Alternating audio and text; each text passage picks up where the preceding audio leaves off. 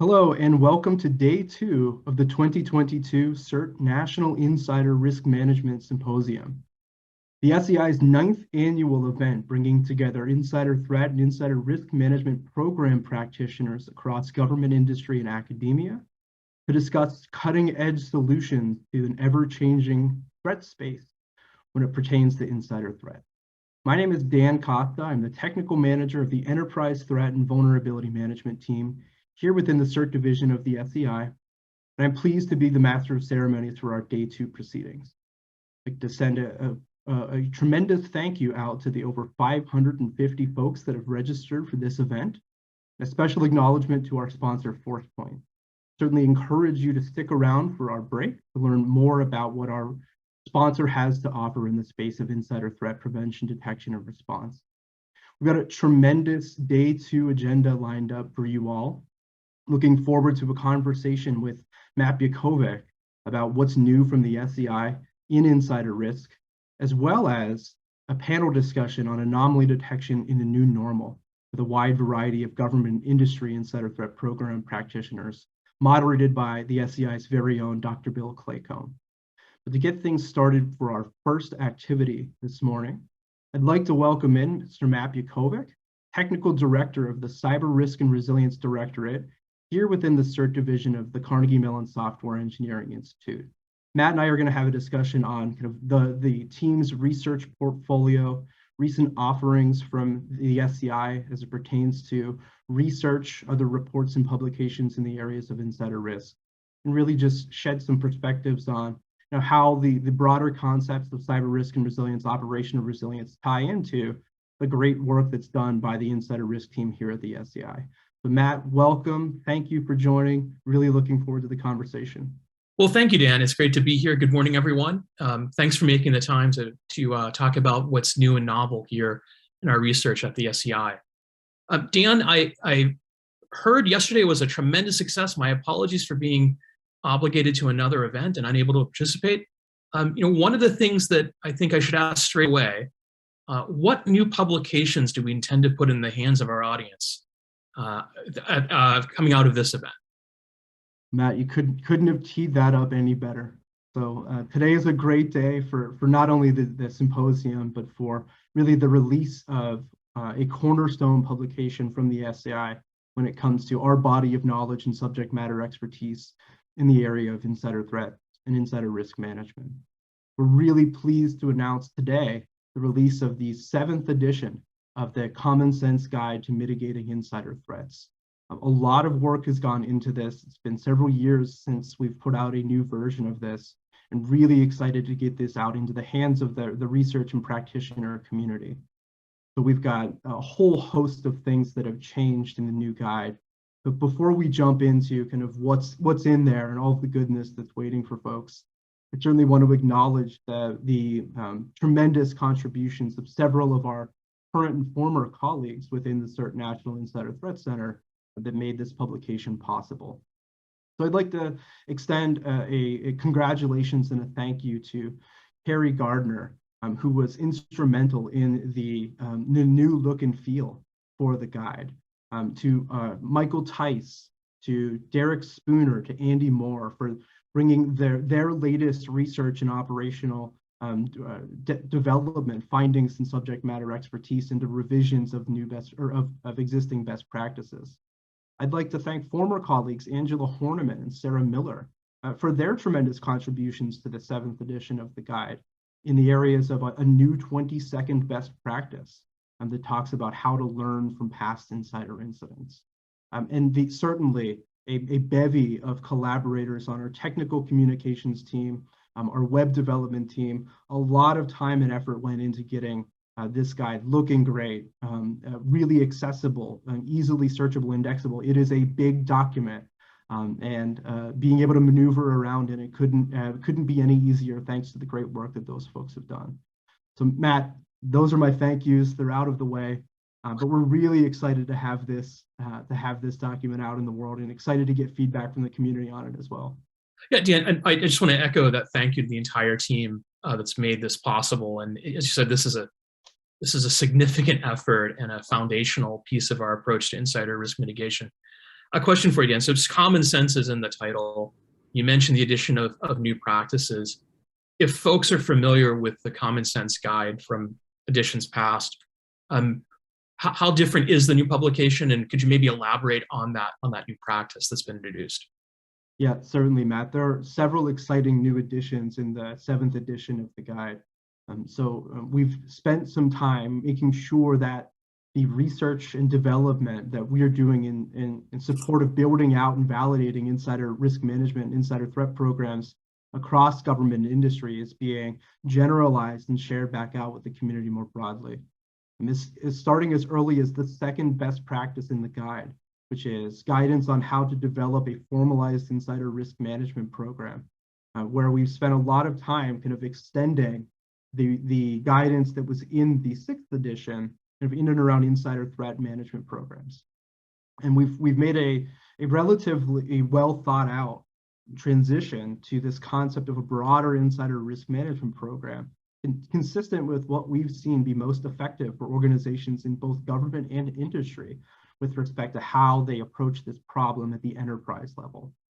So we've got updates to how to establish and measure the effectiveness of an insider risk management program, and helping folks kind of frame and characterize their insider threat programs relative to broader enterprise risk management efforts that might be happening within their organizations, and really trying to demonstrate the value proposition for doing so.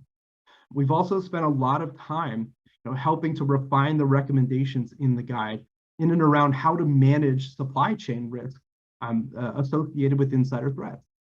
So we have a best practice dedicated to managing the threats from trusted external entities, which is another upgrade in our terminology, building on the prior nomenclature of trusted business partners. The intentional shift in language there is meant to be more reflective of terminology that's used in other best practices for managing external dependencies, like in the CERT resilience management model and its derivative products, to include the CERT cyber resilience review.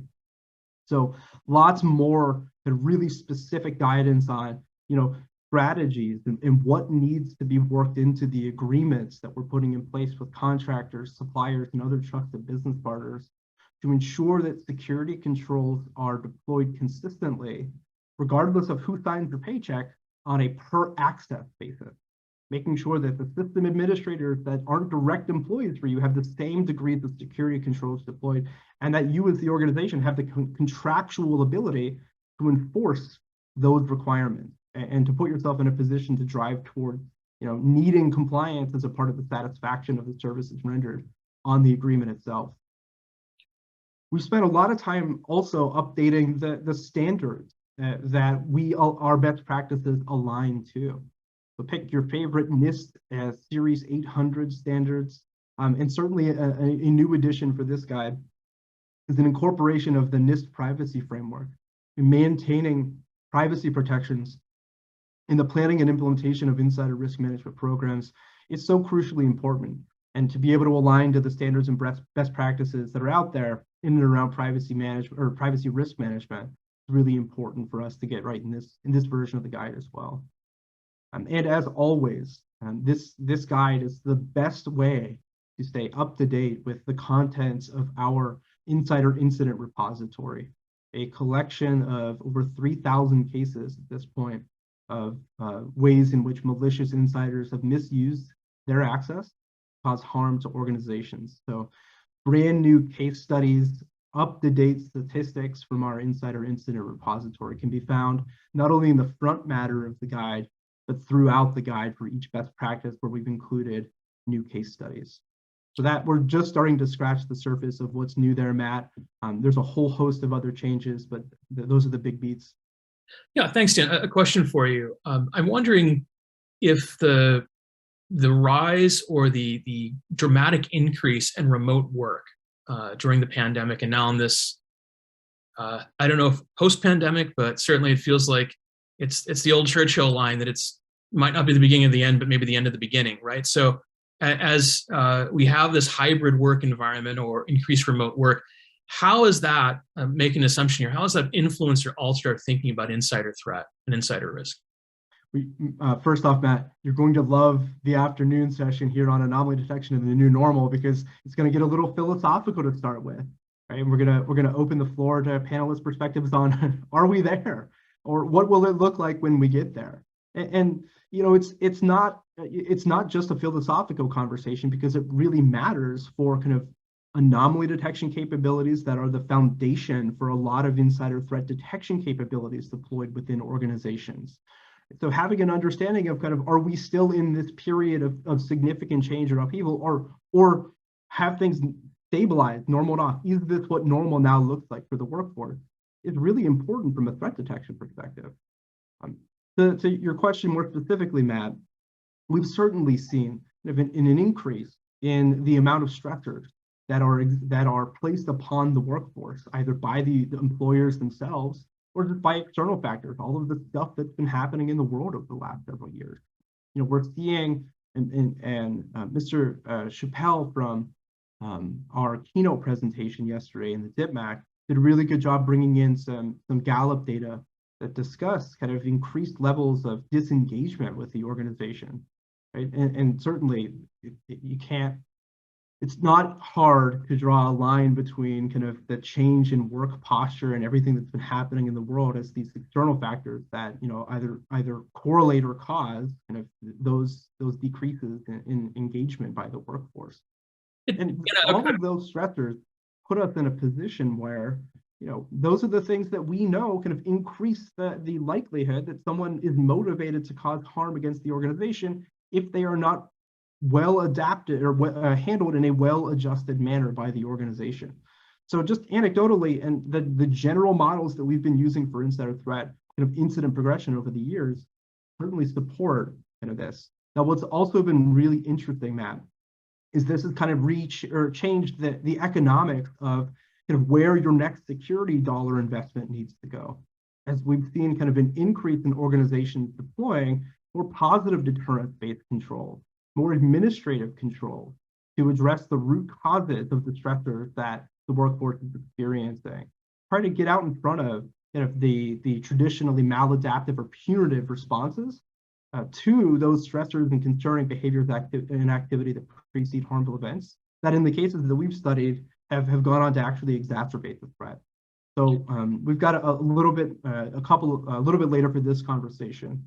We'll dive a little bit deeper into the work that we've been doing in the area of positive deterrence and kind of where it fits into our overarching future research directions. Yeah, just a following question, if I may, just quickly. Do we have evidence that there are new threat scenarios emerging related to the decentralized or the hybrid or the remote workforce? I don't know that we've seen necessarily kind of net new, Matt, but I think what we're seeing is kind of a shift in the likelihood of certain misuse cases playing out. A conversation that we had in preparation for this event, we talked about an interesting one in the area of kind of new security architectures, potentially changing where external threat attackers go to gain their initial presence and foothold into an organization's network and system. So if we're making it exponentially harder to kind of break down the door, it's not hard to reason yourself into a scenario where external threat actors become much more invested in trying to find insiders within organizations to co-opt, either maliciously, with malicious intent and intentionally, or without their explicit kind of participation in a way that'll effectively get them that initial presence on the network.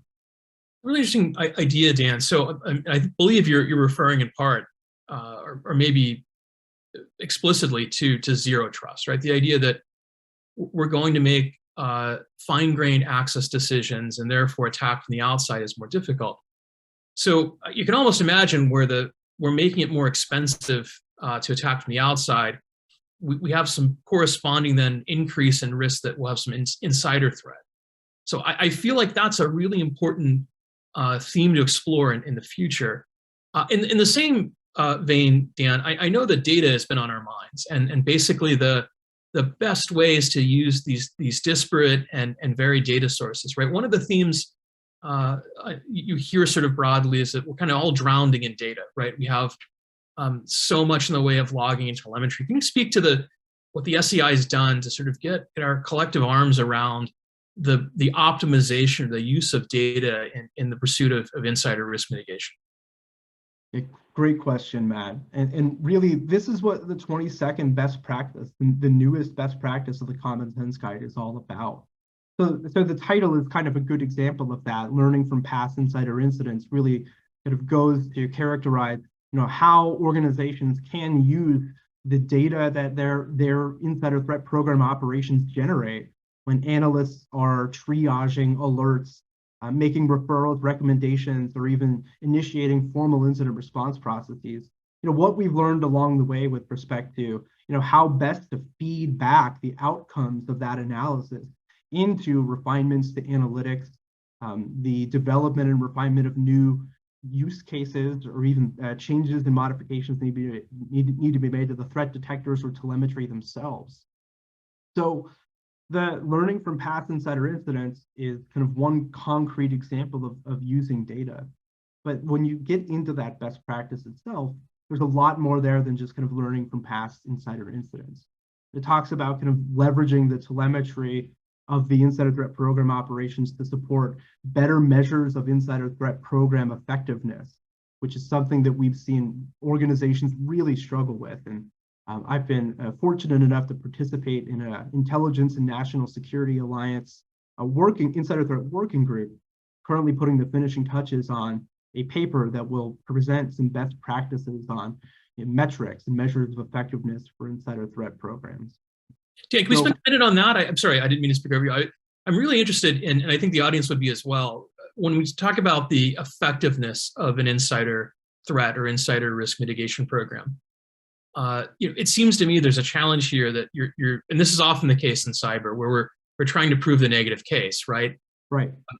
I kind of want to join the two conversations. Does the new volume and fidelity of data that we have access to, and the compute power that we have, does that allow us to draw new conclusions, new insights regarding the effectiveness of specific controls?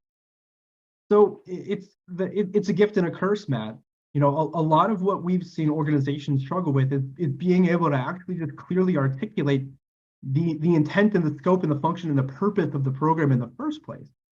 So going back to your original question, one of the reasons why we see so many insider risk management, insider threat programs drowning in their data is because they have effectively just gone out and asked for fire hoses to be turned on without spending the time upfront to clearly articulate the use cases that are in scope for various phases of the maturity of the program to be able to provide prevention, detection, and response capabilities for.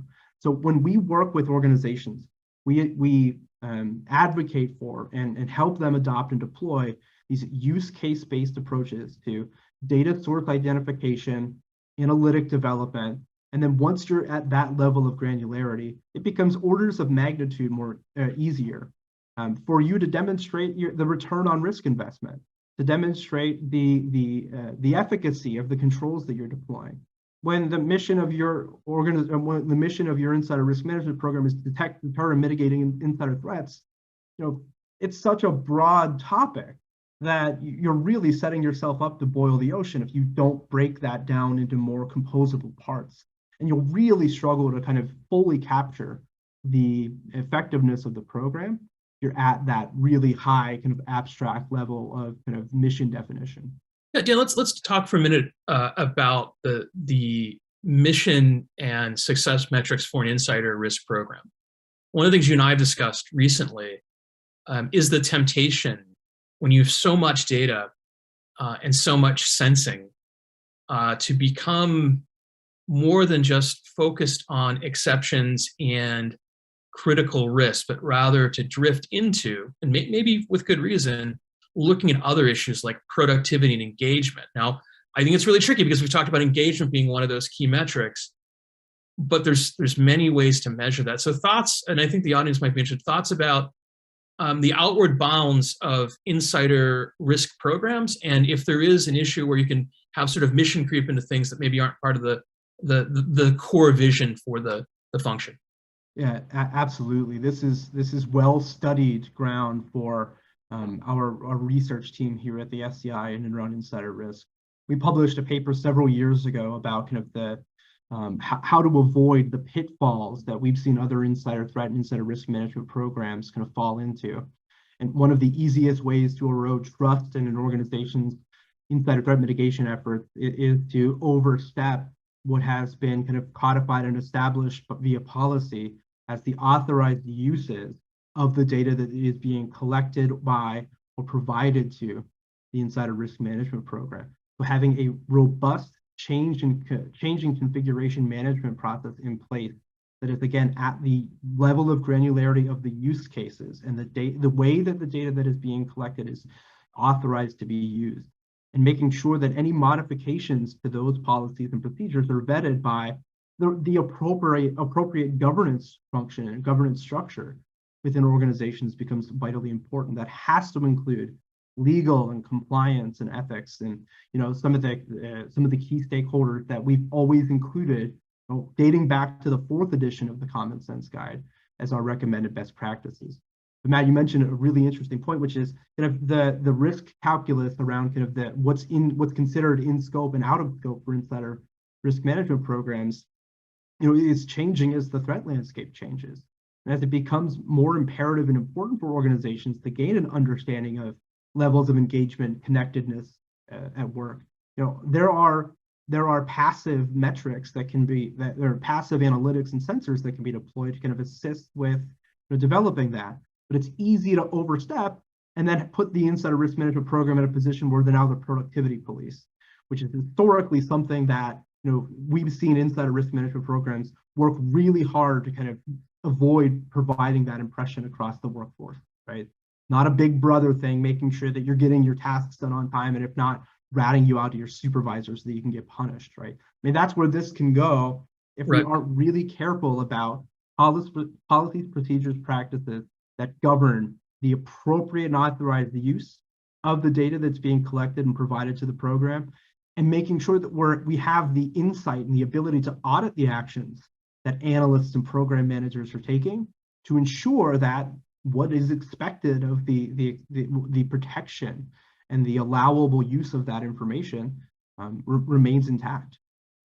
Yeah, Dan, a question for you then, or maybe a suggestion. Maybe this is just this off the cuff. I can sort of imagine this future graph that shows quiet quitting, and then potential for insider risk events, right? So I think this is going to be increasingly important topic for this audience, and I know that I'm sort of treading on terms that maybe seem more more like a media invented something, but clearly there is some profound something happening in the workforce where folks are feeling disengaged. I mean, this the rate of turnover in most organizations necessitates, I think, a hard look at engagement. So I don't want to put in the spot.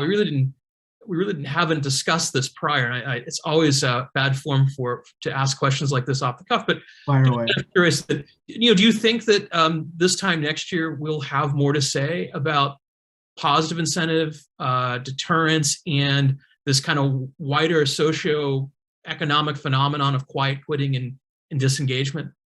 Yeah, great question, Matt. So we've got a couple of projects in the hopper that we're looking to get kicked off this year that really tie in nicely with one of the areas for strategic focus for our group, and that is to continue the work that we've done, led by Andy Moore, in the area of positive incentives and this broader concept of positive deterrence.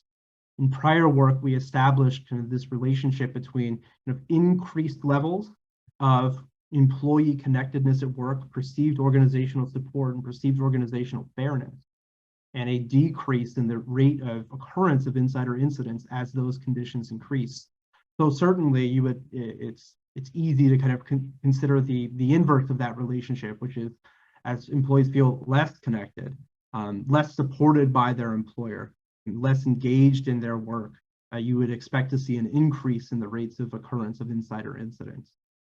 We've established that correlative relationship and continue in our research to drive towards more causal models and causal relationships between specific management practices and other administrative controls, and their ability to kind of verifiably reduce insider risk. One of the real key research projects we've got lined up here is a collaboration where we're going to really try to drive towards developing a model that'll be able to demonstrate the return on risk investment for these positive deterrence-based controls. And just being able to kind of count and have a mechanism where we can reason about whether it's better to invest in more management and supervisor training versus this new novel feature in our data loss prevention capabilities. That's a key capability gap within insider risk management programs right now. And we've got a research project in the hopper that is well positioned to make a significant contribution to providing the tooling and the modeling capabilities, or providing a reference model that organizations can use to help to start to make those data-driven decisions on where their next security dollar goes. And something we've talked about before is, a lot of this is going to be kind of re-education for some of our insider threat program stakeholders across organizations about what is a security control. We don't necessarily think about manager and supervisor training as security controls, but some of the evidence that we've seen suggests that that might actually be a really impactful way to address certain types of insider risk. Yeah, the gap is we don't have the tools right now to be able to make those comparisons. That's what we're trying to address. There's a mindset shift that I see required here. So bear with me with this description. This reminds me in political science the discussion of soft power, right? Which is CISOs and CIOs, roughly in my description, are like the generals that want to focus on weapon systems. And some of the positive incentive work seems a bit like a Department of State trying to invest in things that create a more positive impression of the other, right? So I'm really curious to see where that goes. And it does seem like we're collectively wanting for better metrics and methods to do the math to determine the return of those sorts of investments. Yeah, absolutely. I mean, your political science knowledge and expertise is way over my head, but that sounds amazing. But I'm with you 100%, Matt. it's uncomfortable for CISOs, CIOs, where we've typically seen a concentration of insider threat programs kind of emanate from, as this kind of offshoot of information security. It can be difficult for those folks to kind of relegate some amount of control to kind of these external stakeholders that are going to be the action arms for these new security controls that they're going to rely on to point to kind of the success of the initiatives that they're taking on. So there's a lot to learn there with respect to kind of coalition building, and really, like we've said, it comes down to having the ability to reason about this in as quantifiable a way as possible. Yeah, and there's a few topics I want to ensure that we get to before this conversation ends, Dan, but I'd like to explore this just a little more if I could. So many of us, most of us in the audience today likely rose through the ranks as technologists. And it's not always easy. And this is where I think insider risk is such an interesting field. It's not always easy for us to put the other skills hat on, right? I wouldn't call them softer skills because that's the wrong way to put it. At the end of the day, this is about the co-optability and the contentment of human beings, right? It's not going to be solved digitally, right? Fundamentally, it can be mitigated digitally, but we will always have the human agent, human actor element to this, right? It's a people problem. That's why you see such a concentration of kind of the social and behavioral scientists playing a critically important role in the planning and implementation of insider risk management programs, both across government and into the private sector as well. So yeah, with you 100% there. And Dan, just briefly, what resources have we brought to bear, maybe drawing on campus collaborators or others in the domain to answer some of those questions? Great question. So we've got a lot. It's been a busy year for the team, Matt, with respect to places we've been and things that we've produced. So it's not just the Common Sense Guide. This month, for National Insider Threat Awareness Month, the Social and Behavioral Sciences Summit, run by the Threat Lab and sponsorship by Persorec, is running. It's a month-long event with a whole host of outstanding presentations and resources that are really designed to kind of highlight the cutting edge of the social and behavioral sciences contributions to the counter insider threat mission. Our very own Luke Osterritter has a presentation towards the back end of this month that'll be running that is about discovering deception in online cybersecurity discourse and really contextualizing that relative to the challenge of managing insider risk. And it's a really good example of some campus collaboration. Luke is actually a PhD candidate in one of the schools at Carnegie Mellon University. And we've worked very closely with his PhD advisor, Dr. Kathleen Carley, for years on bringing kind of social network dynamics into the domain of insider threat detection, and trying to leverage kind of changes in somebody's social network as really a proxy measure for their connectedness to their employer, their job, their team, and using, again, those measures as in changes of those as evidence of somebody withdrawing from the organization, as potentially a mechanism to conceal malicious activities, or at least put themselves in a position where they're more likely to cause harm against the organization. Thanks, Dan. So Dan, let's shift now, if we could, from talking about the people element to a more overtly technical topic. So if you do conferences like we do, you know that AI and ML is like the free space in bingo, and every conversation soon to be eclipsed by quantum, I think, over the next few years. But while this is still front of mind for us, and it's, I mean, all joking aside, this is going to be front of mind for us for a very long time. Indeed. Can you describe how machine learning and artificial intelligence, which we know aren't the same thing, but are often conflated or clumsily lumped together in these dialogues, what we've done when it comes to using AI ML to mitigate insider risk, and if there's any special considerations regarding the insider and the construction and management of AI ML systems? Yeah, I mean, absolutely. So we talked a little bit earlier about how awash we are in data and telemetry from so many different kind of technical and non-technical sensors within modern insider risk management programs. Data loss prevention, user activity monitoring, security information event management systems, user and entity behavioral analytics capabilities, HR systems, badging records. The list goes on and on and on. So we're awash in data. So we were a really easy target for big data problems require the magic bullet of artificial intelligence and machine learning solutions to help summarize and find patterns in and extract the insiders from this big pile of unstructured data.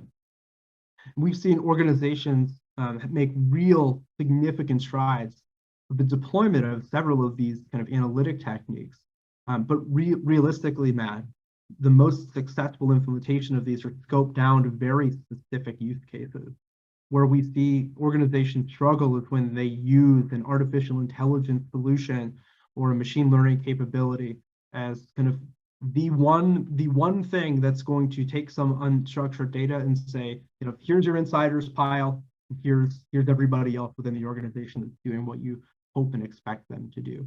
It's really hard to boil this down as kind of this one class classification problem. But we've seen really, really amazing work done in leveraging some of these capabilities to help identify kind of anomalous activity across multiple dimensions, which is something that's really hard for human analysts to do without kind of the leveraging technology. So there are really good use cases for these. But as kind of the single bullet, insiders on this side of the classifier, everybody else on the other side, we're not there yet.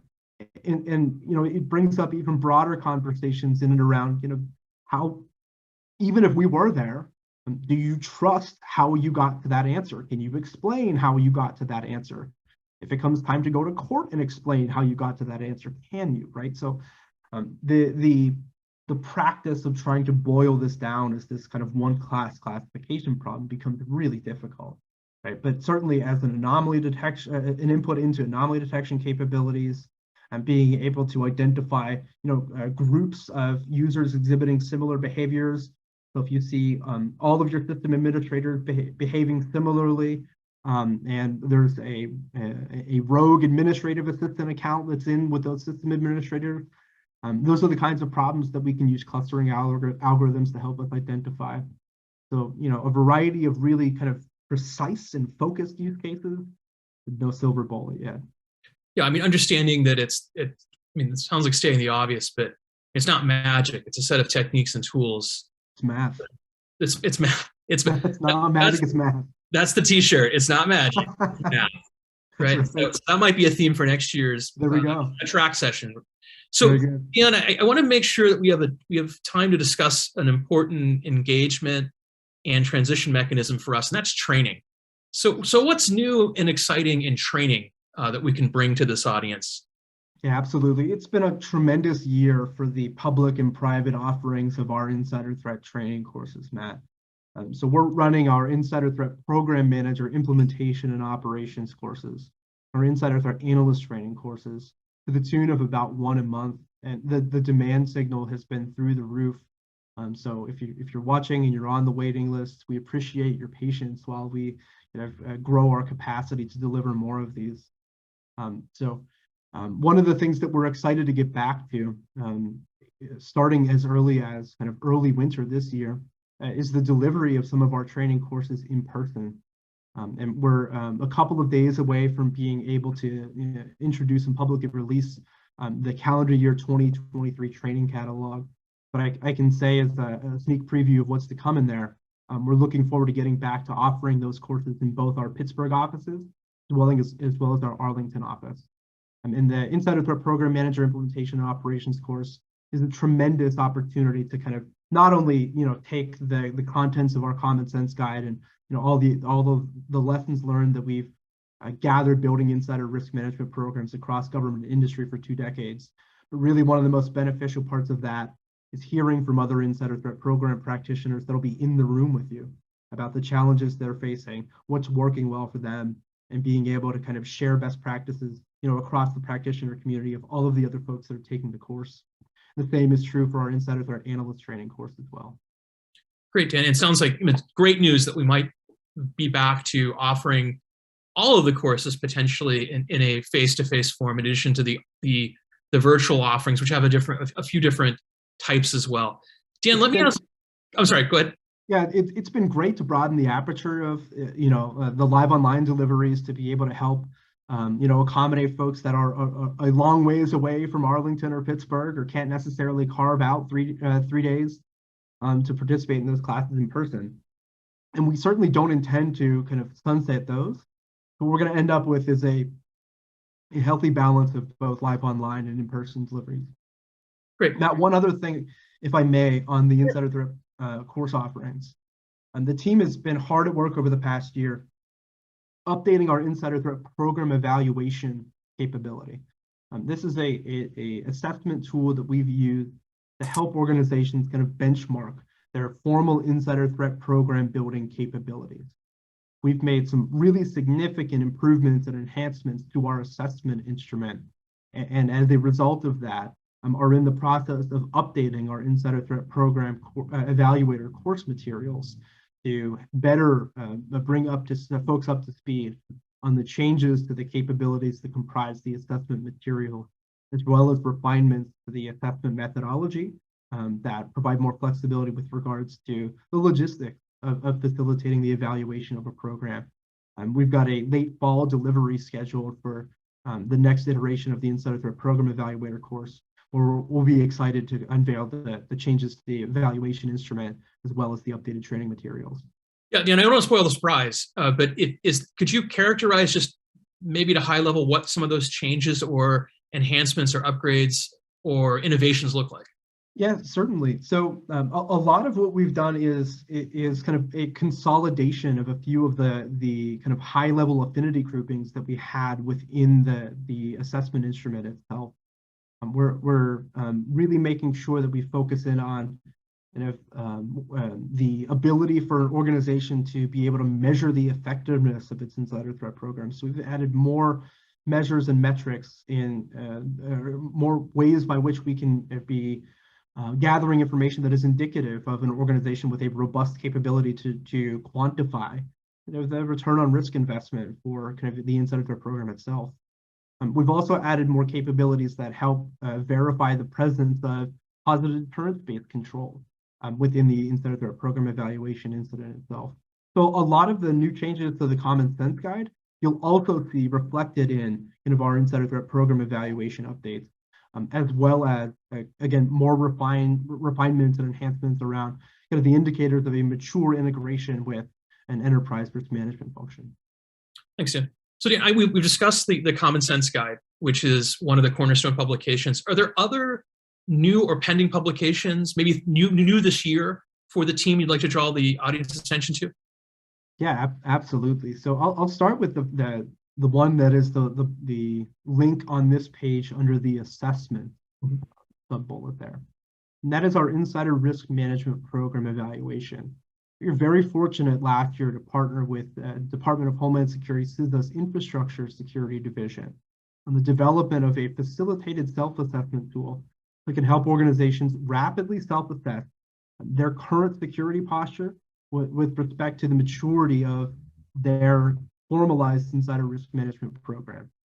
And this was derived from a lot of the great work that was done in the CERT resilience management model. It follows a very similar methodology with respect to the cyber resilience review, which is another assessment instrument that the SEI and the CERT division has developed over the years to help organizations gain a really quick understanding of their current broader cybersecurity posture.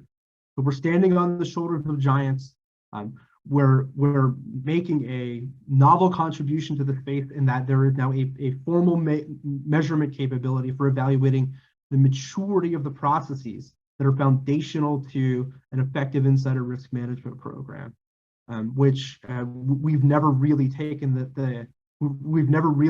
leap to get all the way towards kind of a maturity model for insider threat programs until then.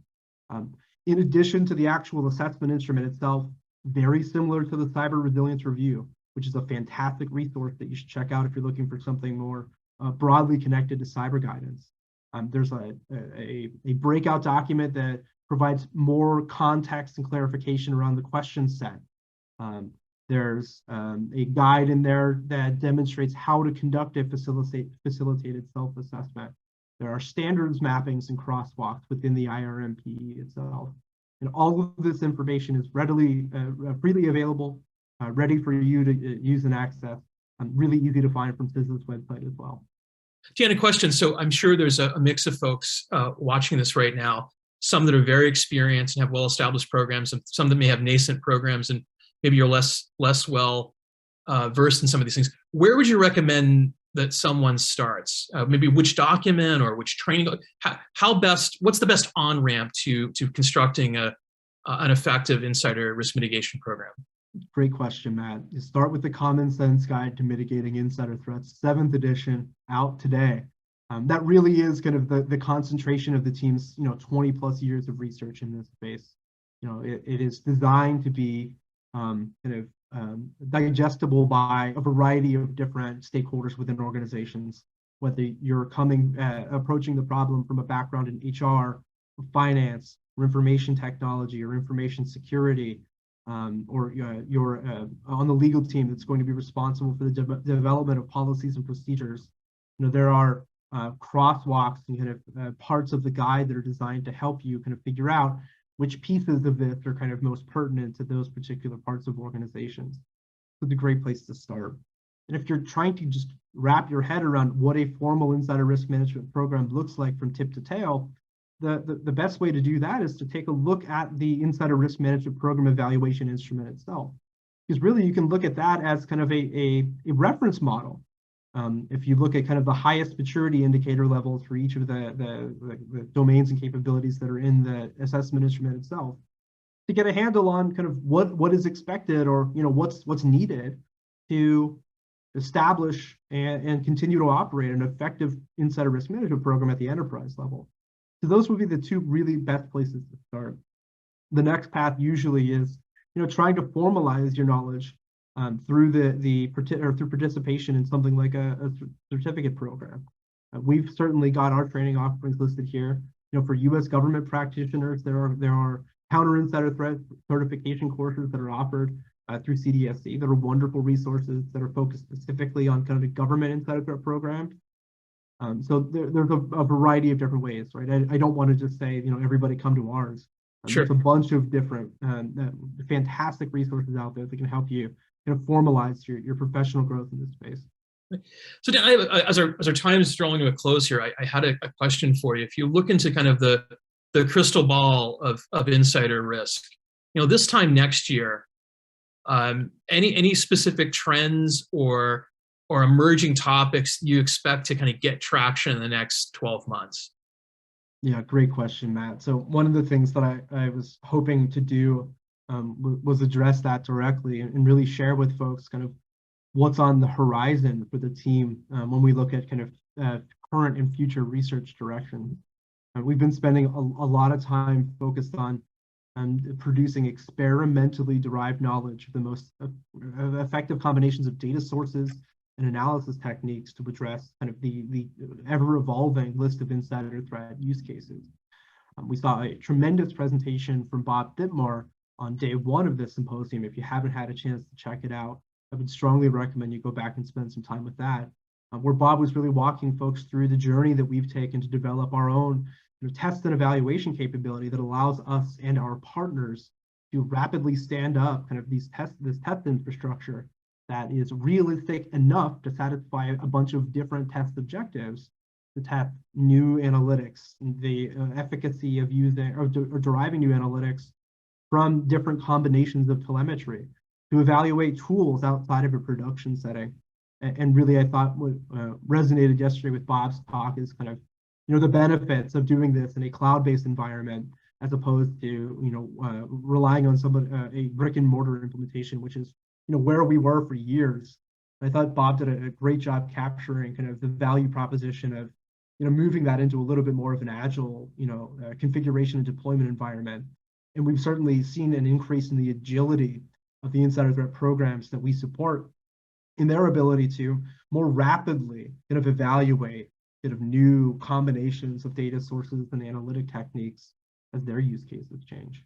So that is one, and really what we're focused on now is finding ways to generalize what we're learning kind of about those most effective combinations and share that out with the broader research and practitioner community through a variety of different channels. Quick question. I'm sorry, please. Yeah, please. No, please continue. I'm sorry. There's a little bit of delay in the signal here.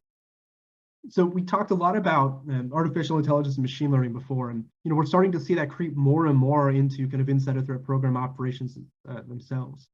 And this is a really interesting kind of first step into a broader research area that's got a lot of meat on the bones from my perspective, and that is the concept of thinking about these autonomous agents as insiders themselves.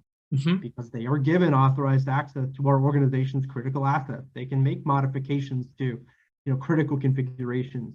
They have access to source code repositories and where we store our company's secret sauce. So there's this new entity that we've granted this authorized access to.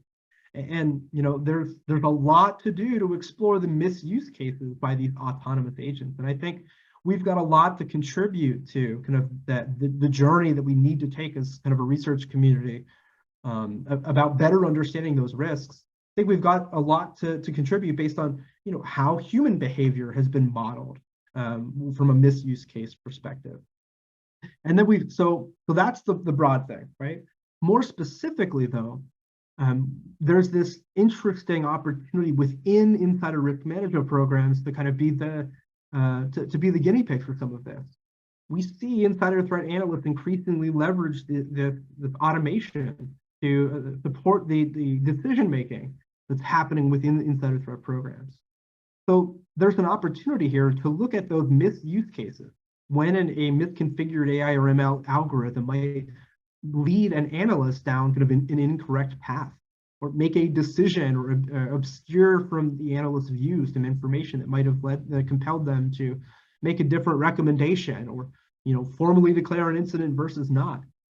I think we have a really interesting opportunity to kind of leverage kind of the insider threat analysis process and its burgeoning use of AI and ML to start to provide some more specific guidance around, here are the things to look out for if you're leveraging these types of capabilities in your threat detection and analysis processes.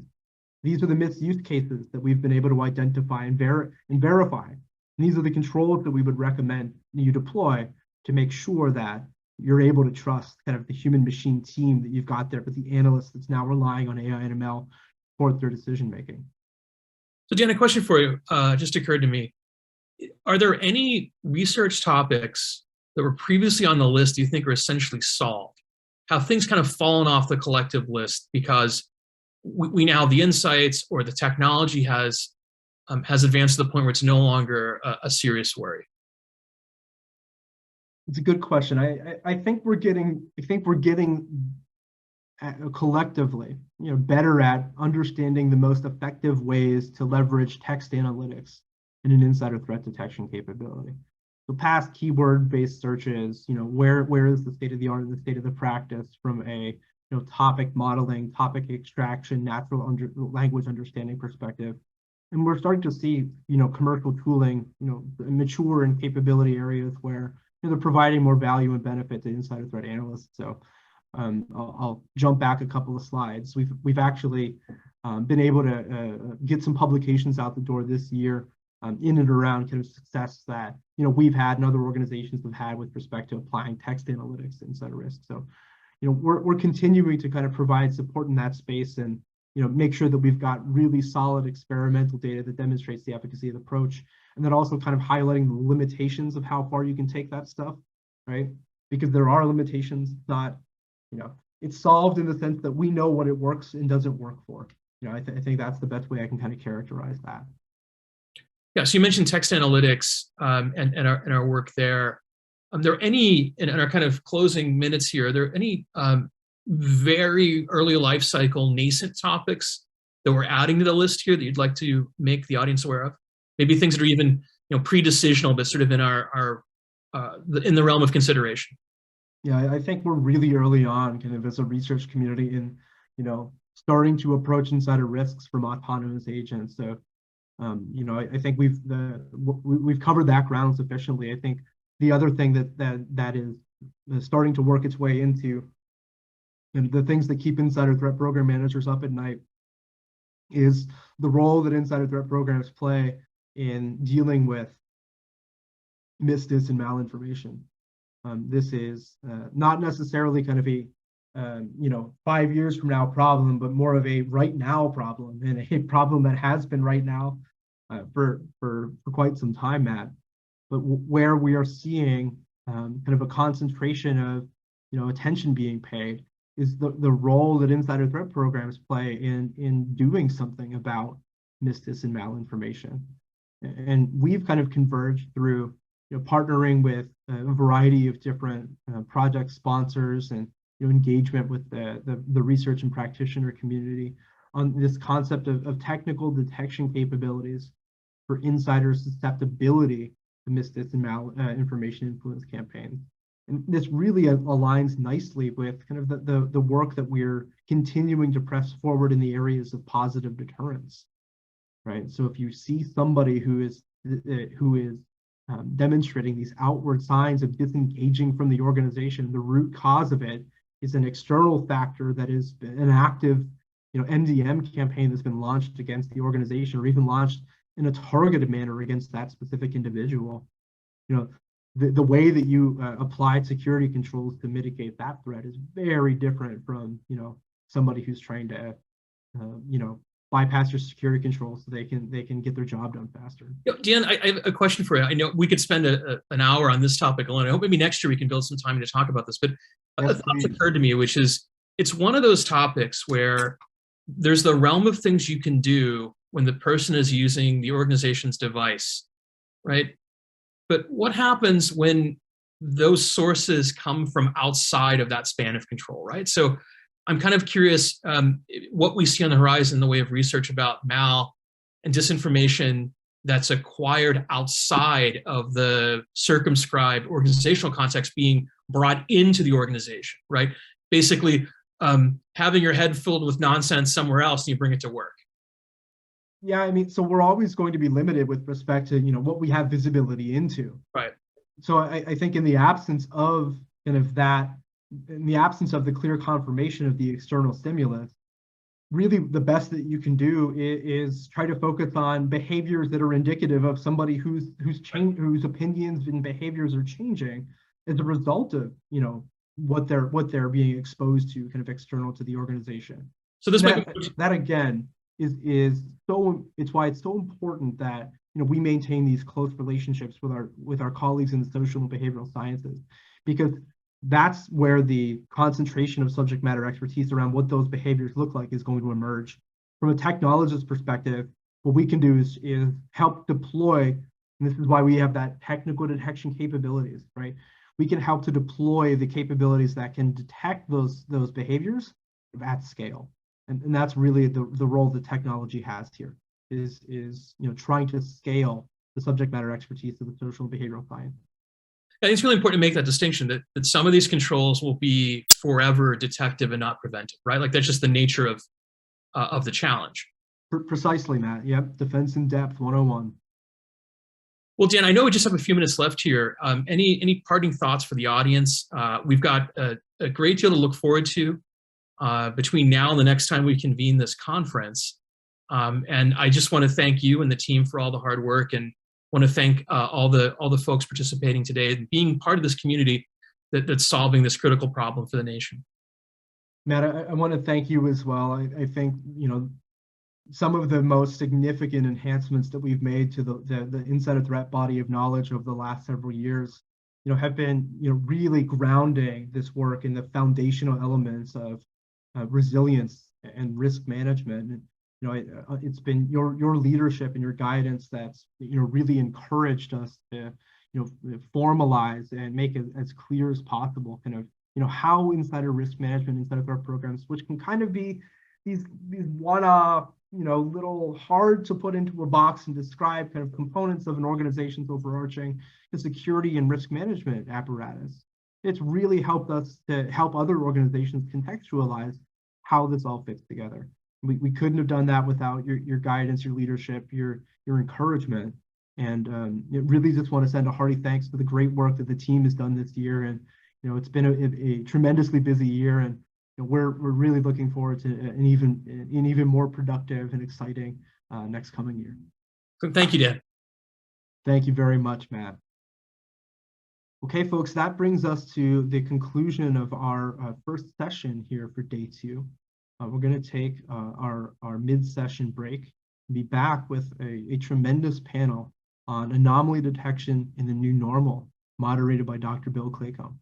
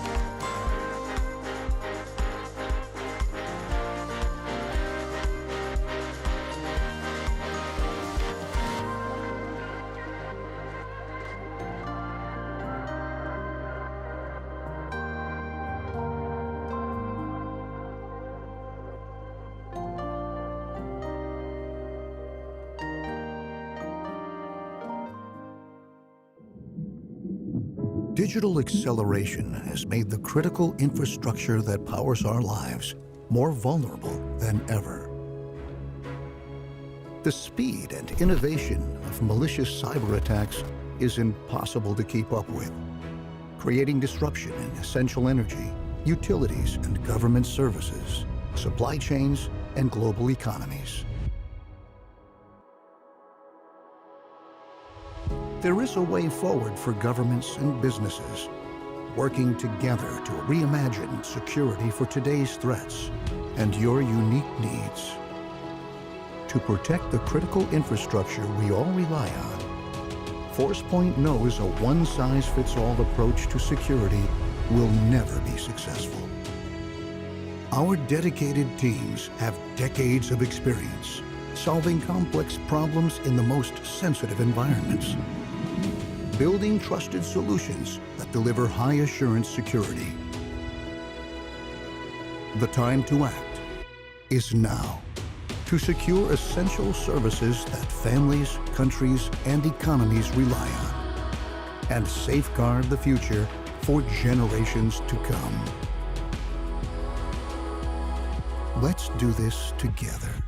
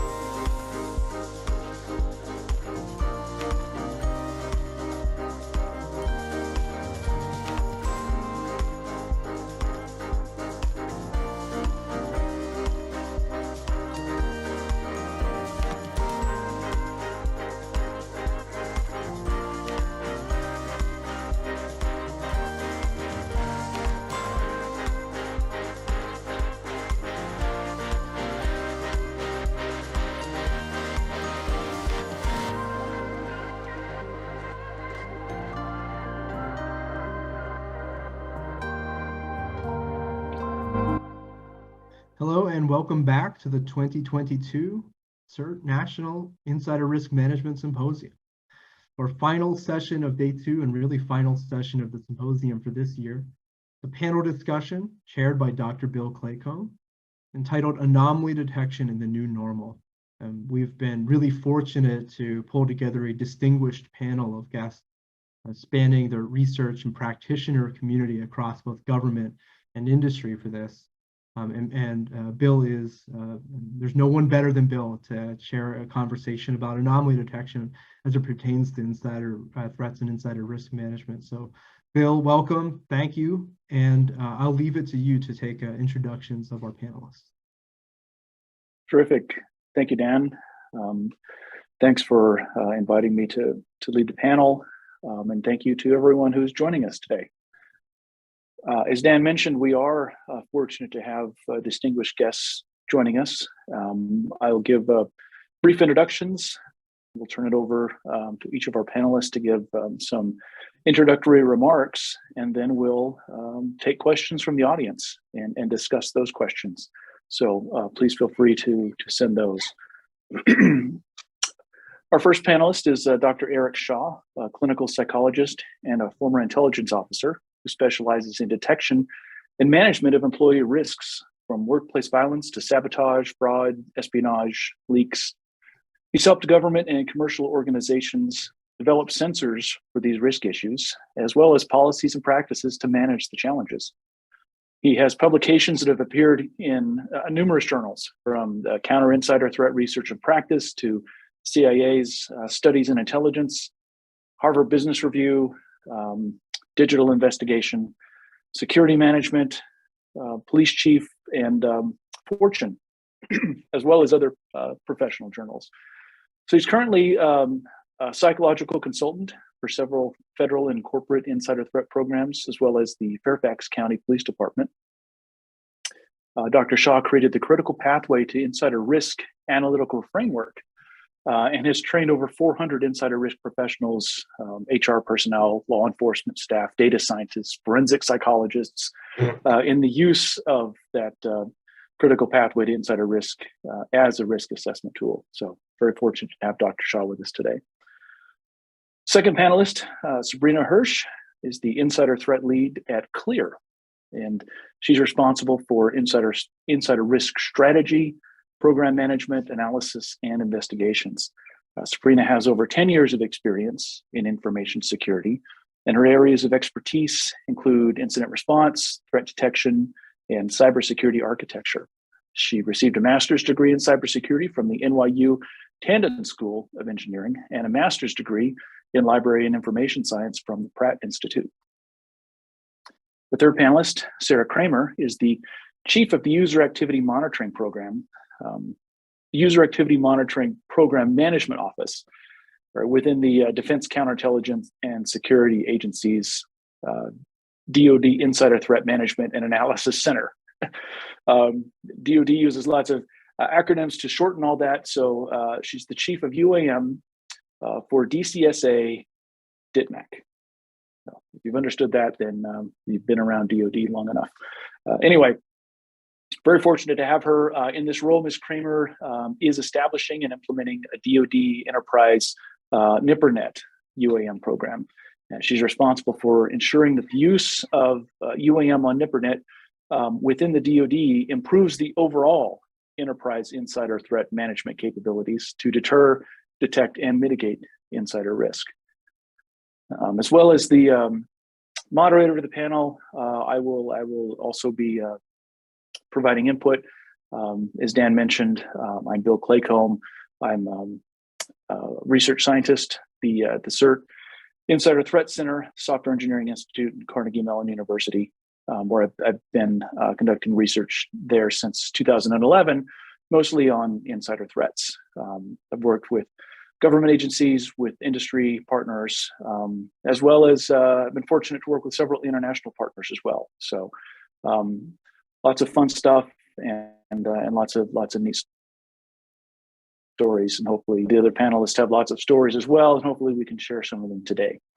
So with that, I will turn it over to our panelists to provide some introductory remarks. So, Dr. Shaw, if you'd like to take it away, the floor is yours.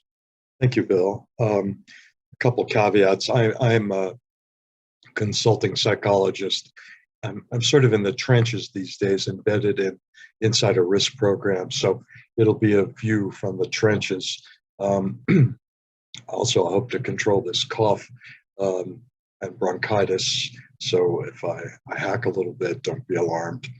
In terms of the theme of the presentation, I absolutely want to support the idea from the trenches that the last 2 years have been crazy, that the pandemic pressures, political polarization, all have driven the personal predispositions that help create insider risk. The way we say it at work, if there were cracks, they've now become crevices. So how do we adjust our norms to alter our detection in this new environment? Or from a pragmatic standpoint, how do we determine who we should look at initially and then in more depth? So at the programs and the instruments that I use, the first essential ingredient is valid indicators with direct ties to insider risk. And our indicators use what I would describe psychologically as one of the strongest indicators of insider risk in communications, which we call disgruntlement. And we define disgruntlement very, very specifically as anger, blame, and victimization, significantly different from group norms. Those in the literature separate unhappy employees from those at risk. We found negative sentiment was a wild goose chase leading into false positives. So how do we adjust the norms? Who do we look at? So in the context of psycholinguistic assessment for insider risk, we use disgruntlement broken down in particular variables. And we basically take the mean and standard deviation for the group. And then we literally have sliders that say, show me everybody that's one standard deviation over the mean for these indicators, 2 standard deviations over the mean, 3 standard deviations. And as you go, you shut down that aperture. So at 3 standard deviations, you're going to only get those extreme cases compared to the norms. At 1 standard deviation, you have a much larger field of people to look at. And of course, the norms are updated weekly, so we know what the mood of the peer group is.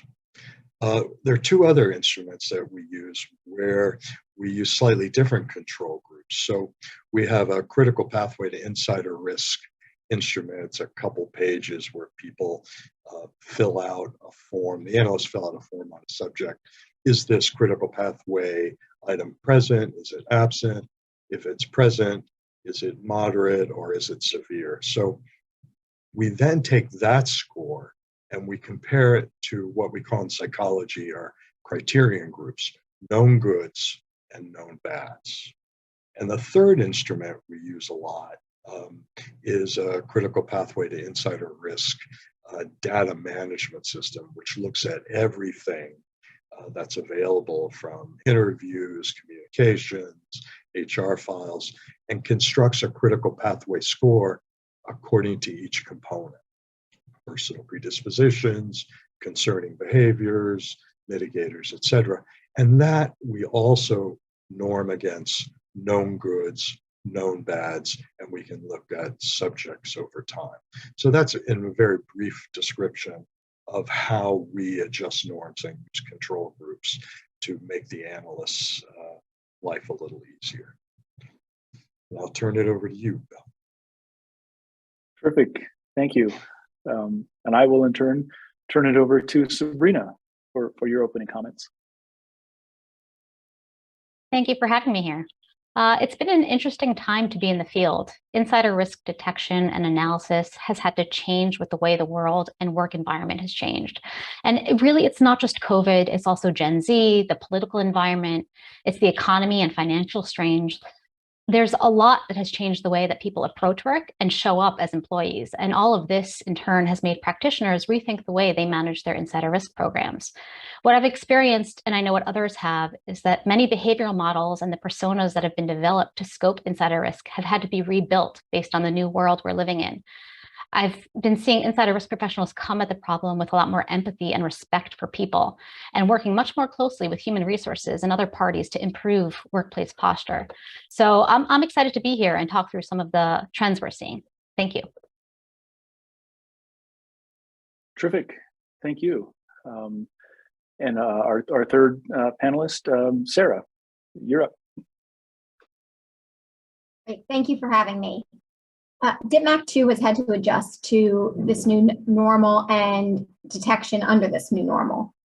So just a little bit about DITMAC. DITMAC is an enterprise-wide organization that connects the dots among DoD and some non-DoD components to provide oversight to mitigate risk. Our role is really to be a partner to our customers who are typically insider threat hubs. And we do that by helping them assess risk, conducting research, and providing analysis and SME expertise to these insider threat components. And the elements help contribute to the overall mitigation of insider risk. So we offer assistance to both employees and while decreasing overall organizational risk. So within DITMAC, we are looking at innovative ways to receive information and also to provide a whole person picture to improve the overall enterprise insider risk management capabilities to detect, deter, and mitigate risk from insiders. So just to talk about some of the things that we are doing in this realm, one of the items is a unclassified user activity monitoring program. So user activity monitoring is going to more formally be required on the unclass side, and DITMAC is helping establish and implement that program within the DoD. So that will be an enterprise-wide program that really has the goal to alert upon policy violations or anomalous user behavior on unclassified government systems. So now looking electronically to expand the input of information we're getting for insider risk. Similarly, we also are setting up a prevention, assistance, and response role. This role is really going to be the connective tissue between installations, so military installations where this role would sit, and insider threat hubs, as well as the DITMAC, which oversees that overall enterprise risk. So we hope this role will help standardize implementation of insider threats, program requirements, and reduce DoD component concerns about organizational responsibilities and relieving some of the resource requirements. So overall, this role is also an innovative way to connect people with resources proactively as at their location where they are, and to hopefully, as the role indicates, help with prevention, assistance, and response. Similarly, something else the DITMAC is looking at is behavioral threat, behavioral threat and analysis center. We do have SMEs on staff that help look at cases and help bolster the mitigation strategies and responses we provide. And we're looking to expand that capability to add additional SME expertise, which will overall help us when we're providing mitigation strategies to insider threat component hubs. And once again, hopefully proactively address that risk, or if someone is on a path and they've already shown insider threat risk concerns, really trying to help them before it escalates further. And finally, we're working on setting up a DoD workforce insider threat hotline, which would offer an anonymous way for people to provide reporting or other insider threat concerns. So once again, providing additional options for that detection element. So really excited to be here, and thank you so much for having me. Terrific, and thank you for being part of our panel. I won't add a whole lot more, but I will say that one of the neat things about this panel is that we have representatives from sort of the technical side of insider threat mitigation, as well as the behavioral side. And I think that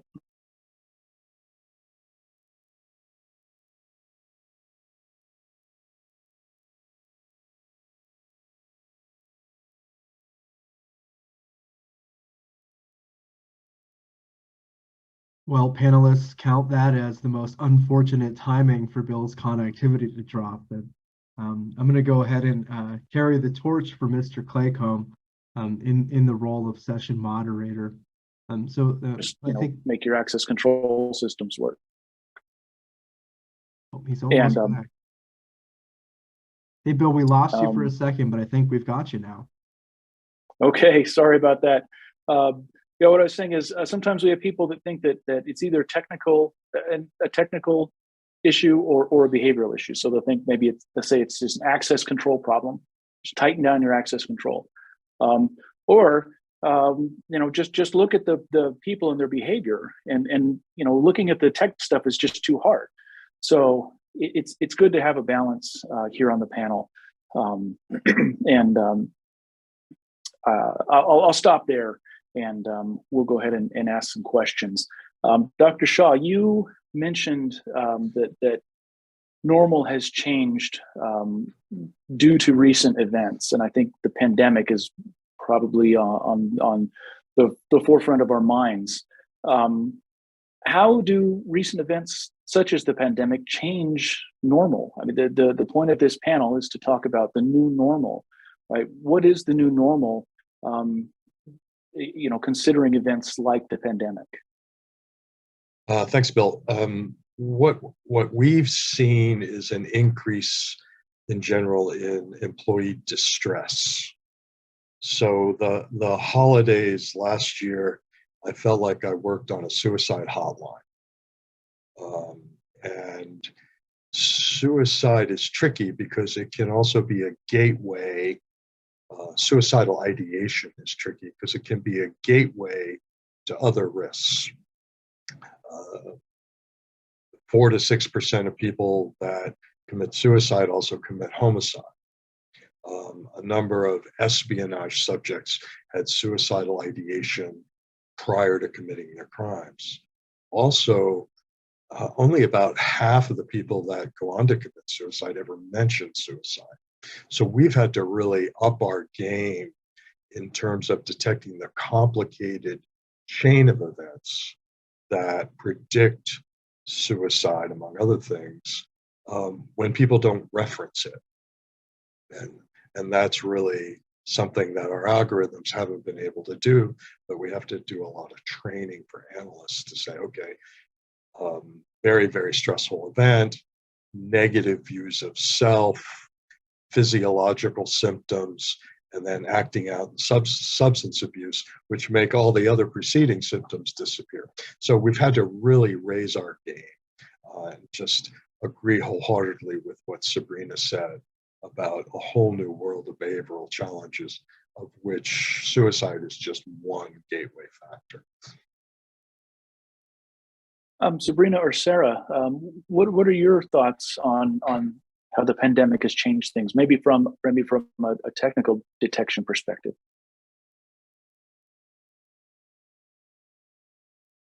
Yeah, so this is Sarah.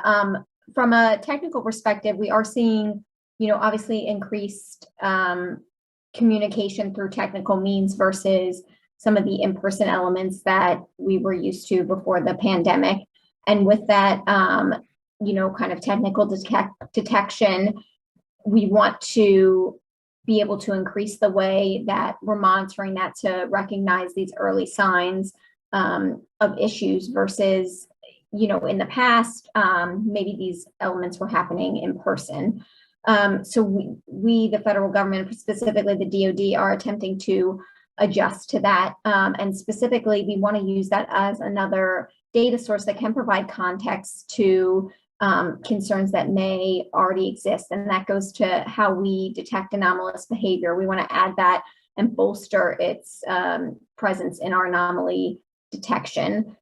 Similarly, I think, to Dr. Shaw's point, that increased distress on employees or things they're going through. We want to also increase, awareness of resources available to try to, once again, proactively address concerns and make sure people are educated, particularly the employees, about what resources they can take advantage of, because the federal government does have resources they provide.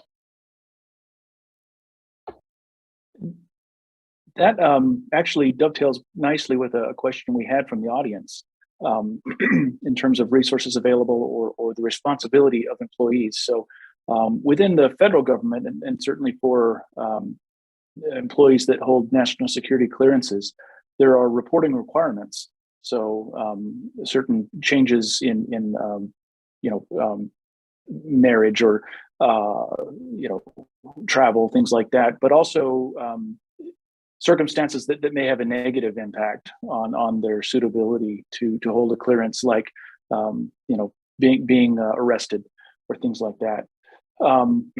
So the question that came in has to do with a conflict that an employee might feel in the situation where they have something that they are duty bound to report, but it might cause an adverse reaction, right? They might lose their clearance, or it might be suspended. So the question is, are there information or best practice that we could share in terms of an effective approach to dealing with those types of conflicts? And I'll leave it there if somebody wants to jump in.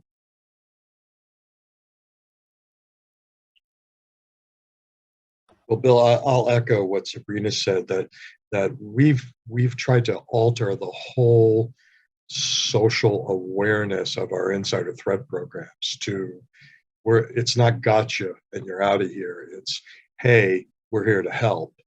And the critical pathway is much more of a predictive model. So we want to take people off.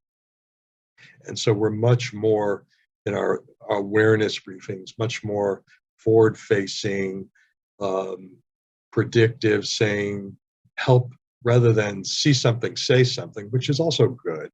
It's help your colleagues avoid screwing up their lives. Let's help them get assistance ahead of time.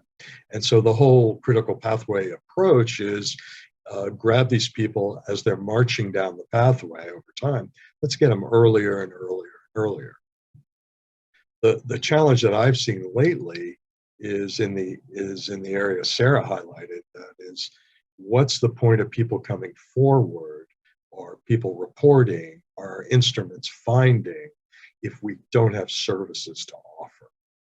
And another aspect of the pandemic is it's really hard to get in to see a counselor, a therapist, a psychiatrist, etc. And sometimes organizations are prone to, let's just get them out of here.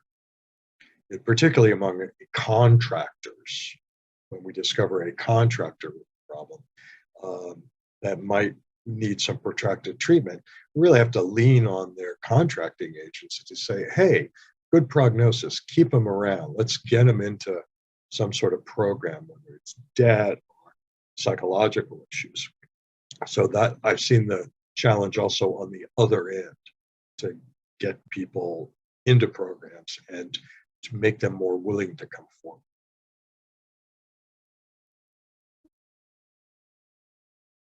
Sarah, go ahead.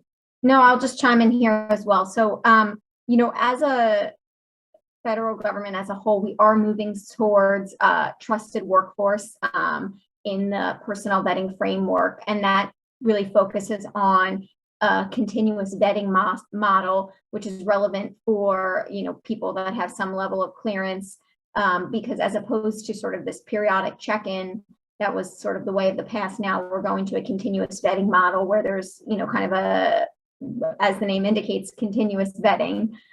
So in terms of that conflict, definitely understand that perspective and maybe the concerns that people would have about reporting. But I think overall, we have made strides as a federal government to work with people. And generally, in normal circumstances, there is, there are due process, and there's other standards that are taken before, for example, you would lose a clearance or something like that.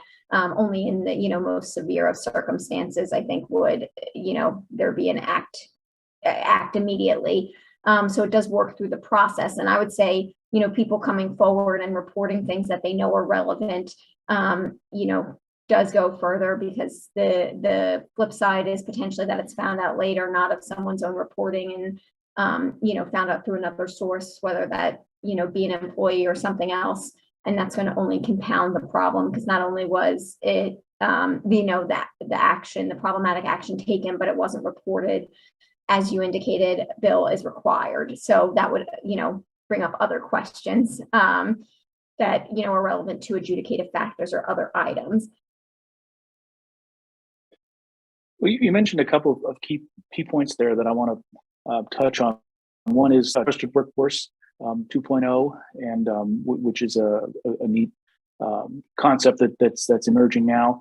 But you also mentioned continuous evaluation, which is the ability of a government agency to sort of do those monitoring tasks more or less in real time.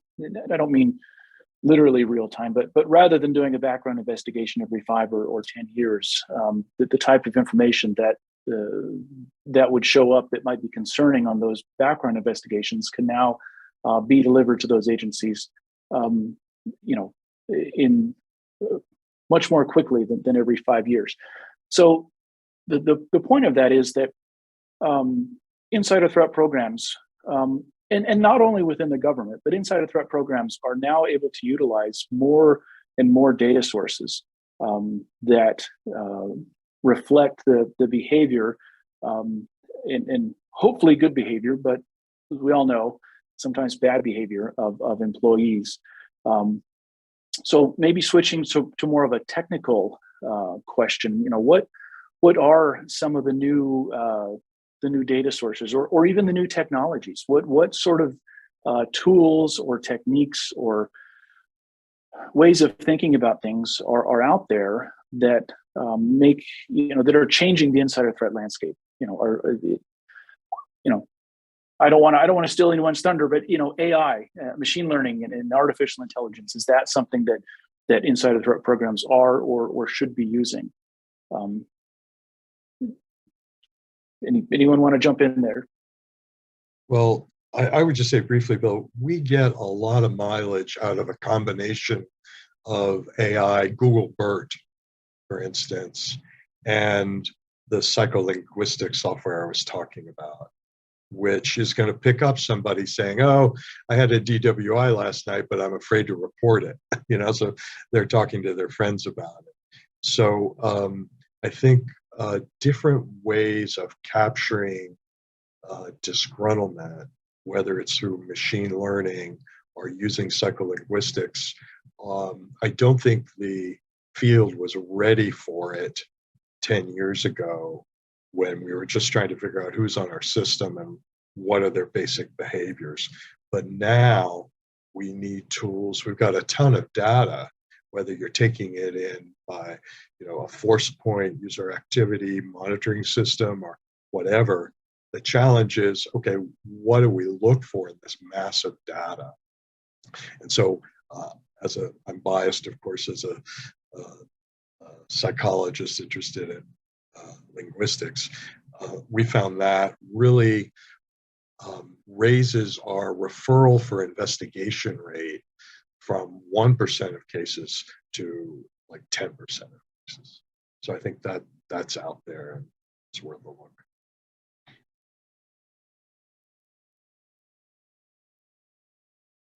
Okay, great. And from my perspective, I know that organizations they want to embrace new tools and new technology, but it's difficult, right? A lot of times they've only got the resources to fund operations, not necessarily research into those operations.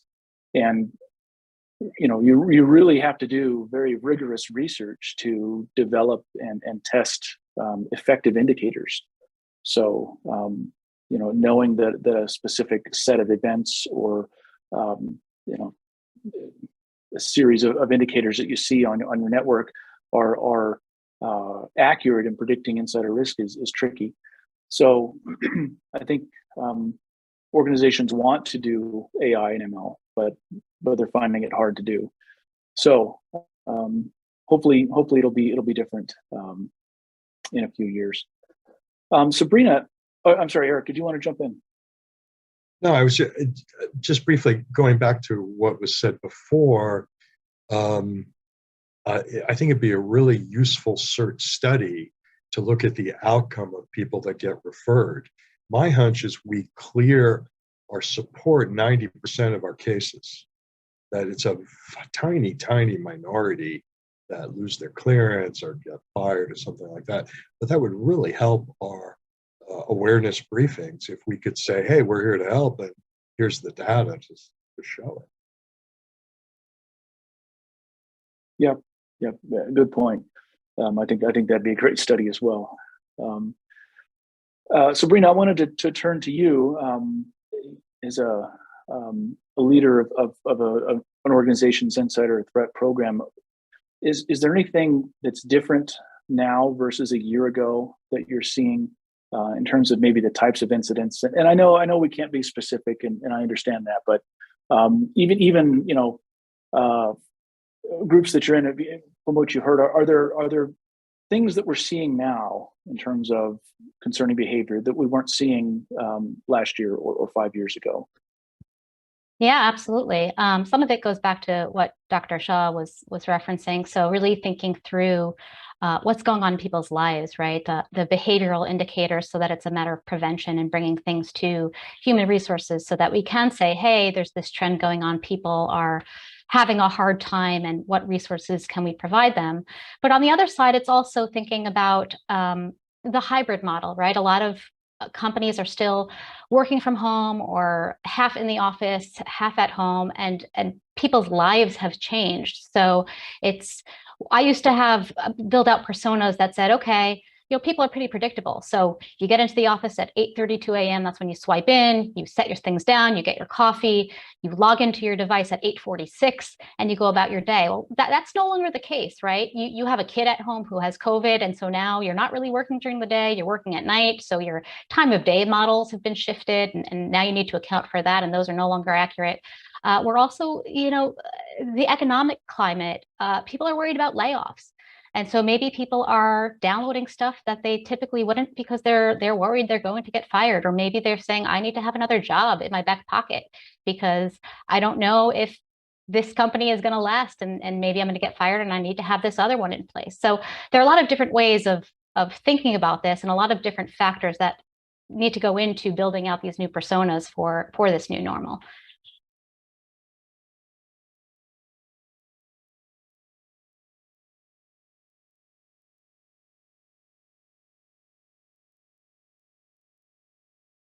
Okay, and you may have just lost me for a second. I know I lost you guys, but if I see you nodding, so I think we're good. And thank you for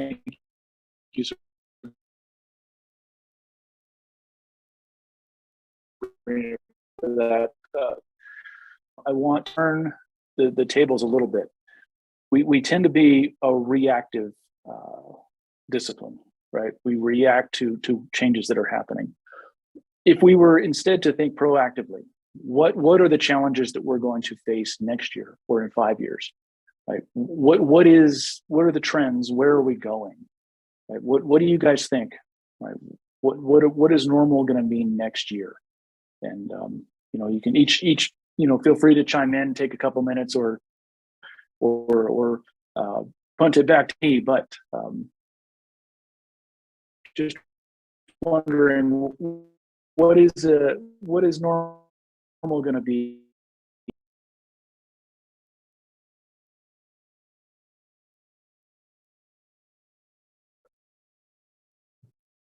I can kick it off.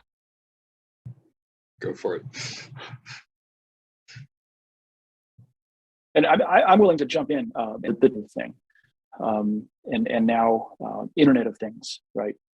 So enormous explosion in availability of data and processing power, and that is going to not only change the way that we interact with technology, but it's going to enable insider crime on a much larger scale.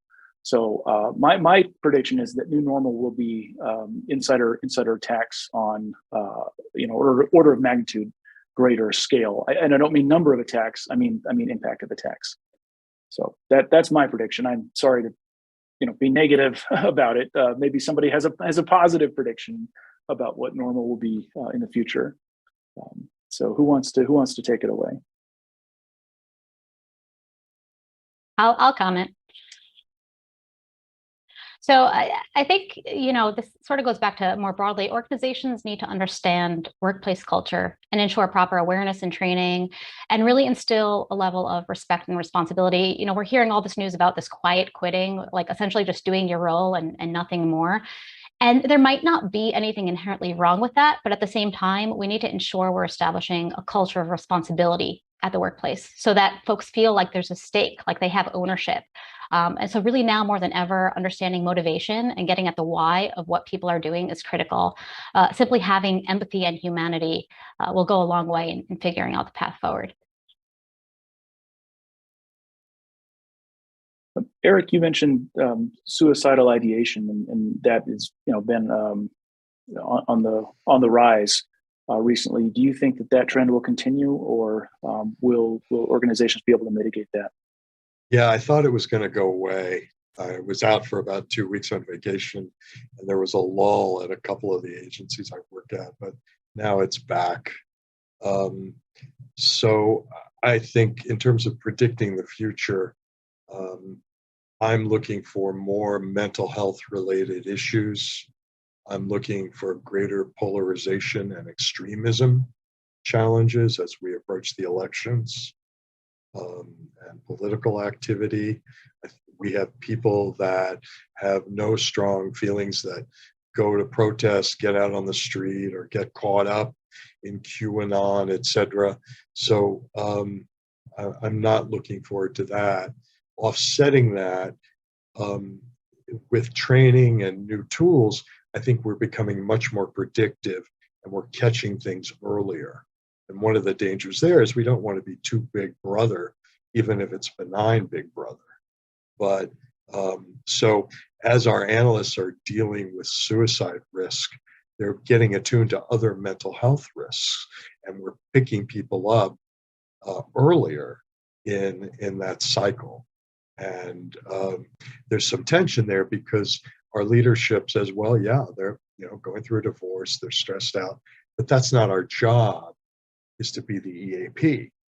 And so we're going to need some leadership direction that how predictive do we want to be, when we see people in distress, and where are those reporting criteria.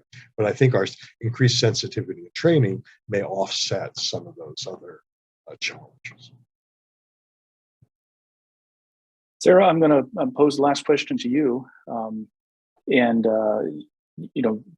User activity monitoring implementing that on a large network is an enormous task, and I wish you the best of luck in doing that. Assuming that everything goes well, and whenever it's complete, what will that change? What capabilities will that provide in terms of mitigating insider risk? Yeah, no, thank you. It definitely, as an undertaking, even just the DoD networks, we have, millions of people. So we do hope that as we implement that, we want to have it as another data set to really hopefully be providing context to what is anomalous or potentially insider threat like behavior. And like we talked about, I think Sabrina mentioned, we're seeing more, work from home or hybrid work methods. So, we know the use of electronics is obviously only increasing with that. And, whether it's, for example, even just a chat function or things like that, that maybe before were in-person conversations, we do hope that additional data will, help once again proactively identify insider risk, so we can provide proactive resources to de-escalate any situation that may be occurring. So I think overall, success is kind of proactively identifying that risk. And one of the big things that we are looking at there is really making sure the data set is manageable. I think that, the previous question was about data. And I think the point is there is a lot of data sources out there, but also just data in general. You can get a lot of data. You need to be able to leverage it in a way that's usable. And, that helps the overall mitigation, because having all the data, but not being able to review it effectively, or, for example, getting a lot of false positives on the user activity side as a specific example, won't be helpful to the overall enterprise. Absolutely. I couldn't agree more. I love data, but you have to be able to use it, and the way that you use it has to be effective for your program. So anyway, I want to offer my thanks to our panelists today. Your input was very valuable, and I'm sure the audience really got a lot out of it. So thank you for joining us. Dan, I'm going to turn things back over to you for closing remarks. Thank you, Bill. Thank you, Eric, Sabrina, and Sarah. Wonderful exchange, wonderful conversation. Left the audience a lot to think about, and really strong way to end this year's symposium. So that concludes the 2022 CERT National Insider Risk Management Symposium, the 9th annual event. I've got lots of people to thank, but before I do that, a couple of administrative items. If you had registered for this symposium via our Eventbrite site, we'll be reaching out to all registrants with some links to the materials that were shared from a presentation perspective, particularly on day one in our morning session from today, as well as links to some of the other resources that we've discussed throughout. We'll also be following up with a survey to gather your feedback so that we can continue to refine and improve the agendas and our delivery of these symposiums as we head into next year, but which will be our 10th annual symposium. So with those bookkeeping items out of the way, I'd like to thank our speakers, our panelists, our sponsor, ForcePoint, our SEI broadcast media team for a masterful job helping us get this material to you all in a timely manner. Our partners on our events team, the folks that help with maintaining the websites and handling registration, our outreach and transition partners, our communications team, our business development sponsors. Lots of work goes into making this happen, in addition to the tremendous knowledge and insights that are shared by our speakers and panelists. So I want to thank everybody who had a hand in making this an event a success. I also want to thank our viewers, so north of 550 registrants and a really healthy live audience throughout. Again, these recordings will be available on the Software Engineering Institute's YouTube channel shortly after the conclusion of the event. Thank you all very much for your participation, your time and attention. We look forward to announcing very soon the dates for the 10th annual symposium in 2023, where we hope to see you in person. Thank you all.